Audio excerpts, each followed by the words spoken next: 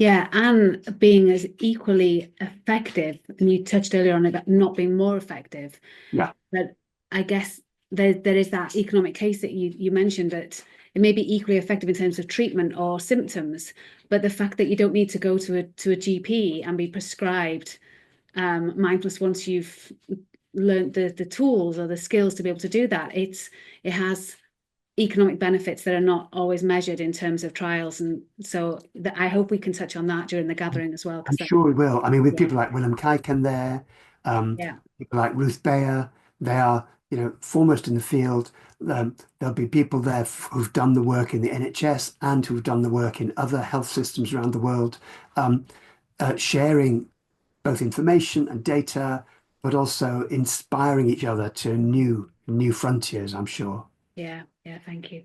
And you're speaking at the gathering as well. What will your talk be about? Well, my keynote will come right at the end.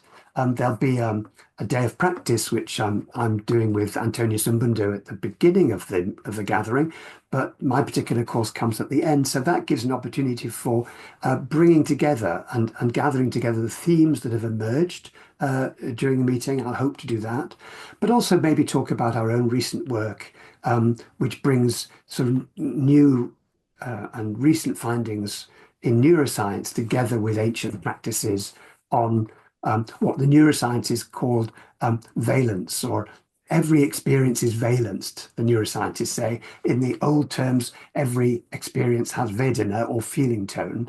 And this turns out to be a tipping point for our moods. We in our recent work, we've been putting the microscope just on that point in which your mood tips one way or the other, depending on the valence or the Vedana, the feeling tone of the experience of the last moment. And what we may be able to draw out is how understanding this gives you freedom from the things that normally are a barrier to the things we need to escape from these cycles that we've talked about. For example, appreciation, kindness, compassion. Bringing those qualities to the mind and to the body are really an important part of mindfulness training. And each of them are blocked when the reaction to mindfulness tips the wrong way. Sorry. Each of them are blocked when the reaction to Vedana goes the wrong way. Mm. So by looking sort of frame by frame, moment by moment at what happens, we can see the way in which um, uh, we don't we don't do many things without there being a tendency to react to it, and that reaction can easily get out of hand. And our work is showing new gateways into mindfulness, which are proving very, very helpful for many people. Nice.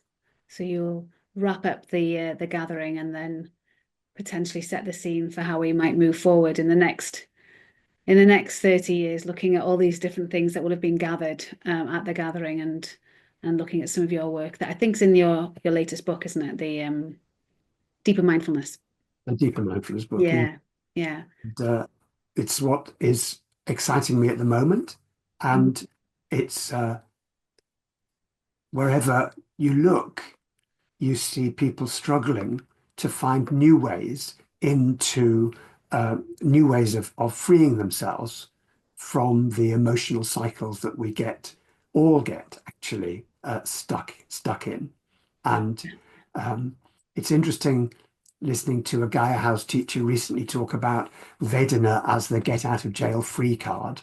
And what she was trying to say was that the links that link together moments of experience that get us into problems, um, they are very tight links, but there are some weaker links. And she said the weakest link is at the point of Vedana, that you can't do anything about feeling tone. That just comes with a moment of experience. But you can do something about, there's a small gap um, just after you've registered the feeling tone before the reaction. And that's a gap we go into in MBCT and was made very clear in the first book, the Mindfulness-Based Cognitive Therapy for Depression. But we go over it quite fast there. And what our recent work has been doing is saying, okay, just stop there, and really notice what's going on. And that's what I'm finding really valuable in my work and teaching and other people too, it seems, which is lovely. Yeah, they do. I mean, because it's recent work.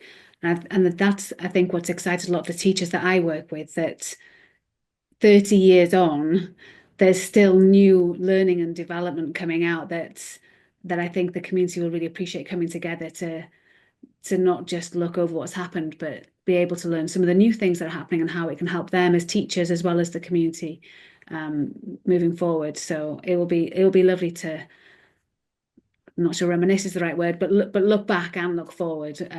Yeah, with some really great people around. So thank you. Absolutely. Yeah. Thank you.